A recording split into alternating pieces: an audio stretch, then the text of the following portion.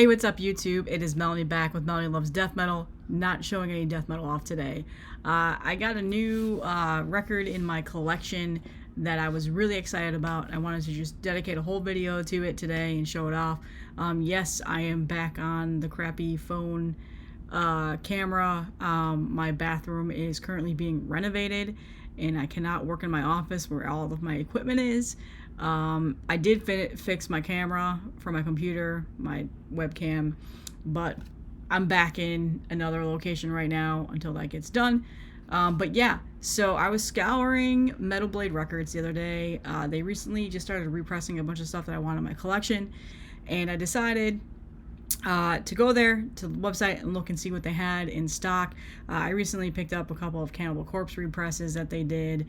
They did a Black Dahlia Murder not that long ago, and then last year in December they did this one, and I did not buy it at the time because the price was just not within my range. And I decided to just hold off and maybe be able to find it later, or just get the regular vinyl version of it because they did press that at a later time. And I go to the website to specifically look for just a single regular pressing that they did of this, and I see that this is available on sale, and it was only $35. And I thought to myself, I'm gonna grab this now because this is what I would rather have versus the original, what the pressing was that I was looking for to begin with. And what I'm talking about is Sarathungal Frost and Fire 40th Anniversary Deluxe Art Book Edition. So this was originally $75 and I got it for $35. So about $40 with shipping. I did media mail shipping. And I had a discount code of 10% off since it was, technically through indie merch because that's what Metal Blade uses. And yeah, this is American heavy metal at its finest.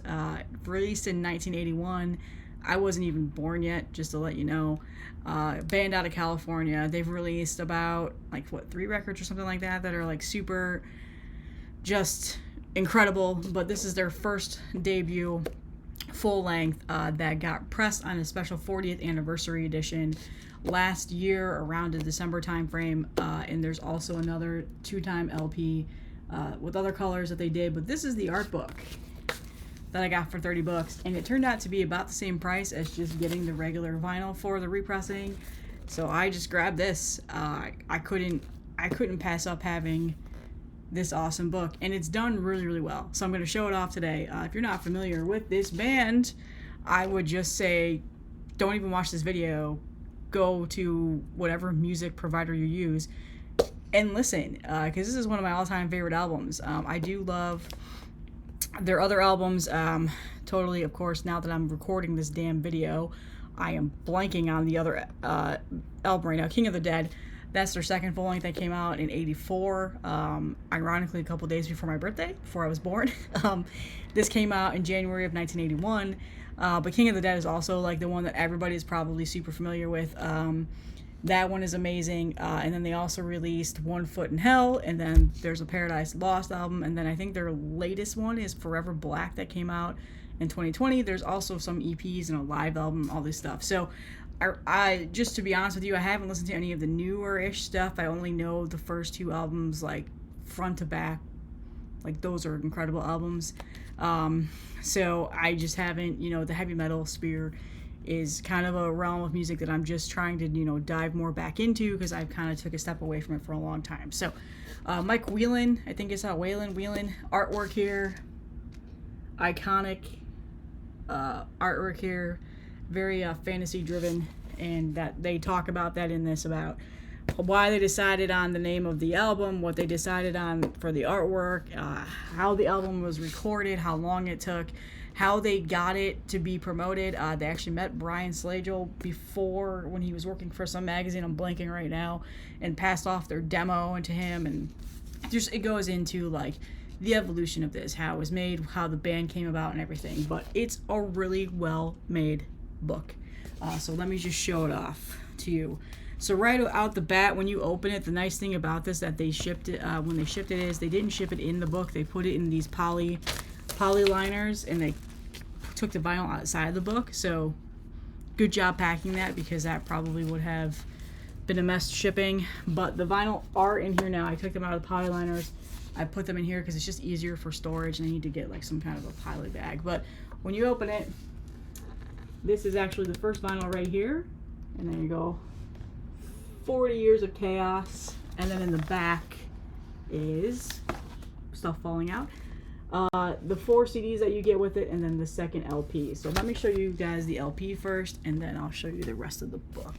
So the first LP, then, you know, the LPs are just like the actual album that's been remastered, is this like blue and like kind of like light blue, dark blue mergey vinyl, and it fits nicely in this little sleeve that it has right here.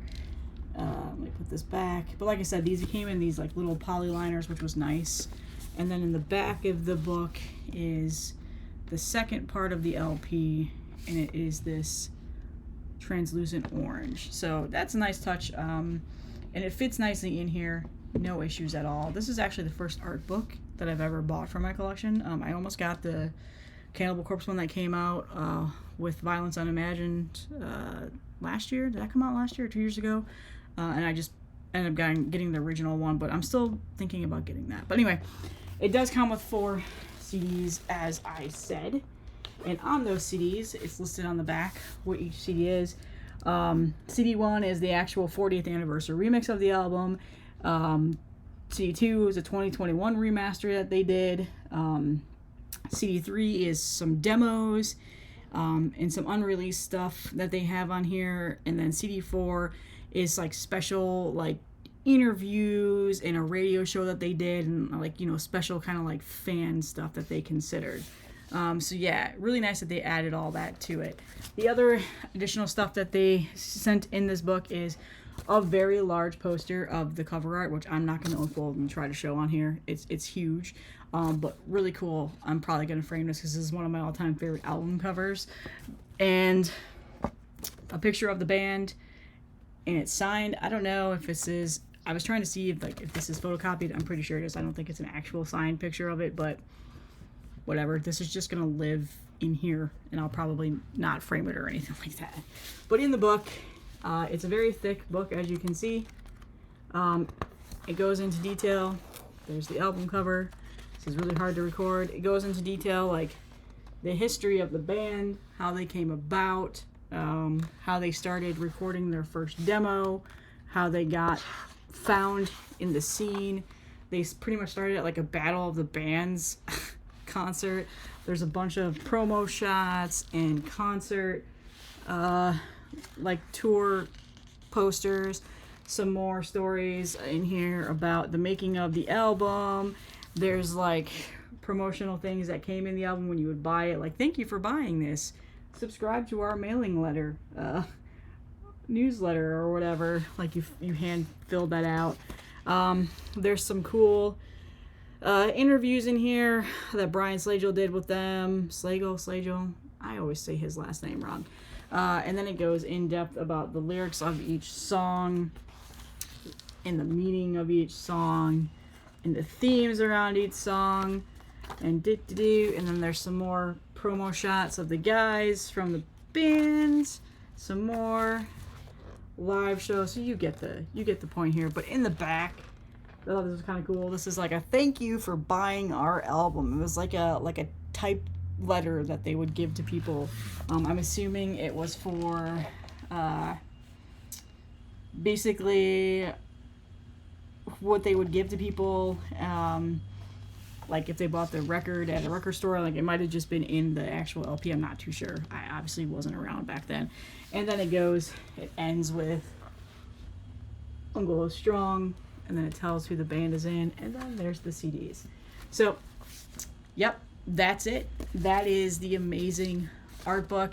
This is still available on Metal Blade's website. It is only $35. It is on sale or from $75.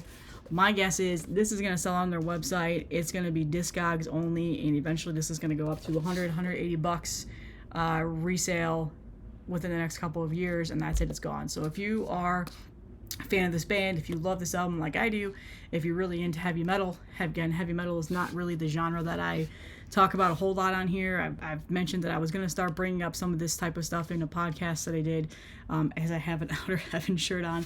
But yeah, Just incredible song, album. I'm Alive usually gets stuck in my head. I'm probably going to go and buy some of the other represses that they've put out. I think that they put out the I'm Alive repress from the live show, and then I need to find the repressing of King of the Dead. They did repress that, and I missed out on it. It's sold out, and it's kind of expensive everywhere, but that's like the next like grail that I want to add to my collection. So yeah, Sarah Thungle, amazing record. Super happy that I got this. That is all that I had today. Short little video. Just try to get some content out there. Hopefully I'll be back in my office. Planning to do the metal tag challenge that's been going around. I have it all written out in a Google Doc. If I want to talk about it, I just need to record it. It's going to be like an hour-long recording probably. And yeah, I will see you guys in the next one.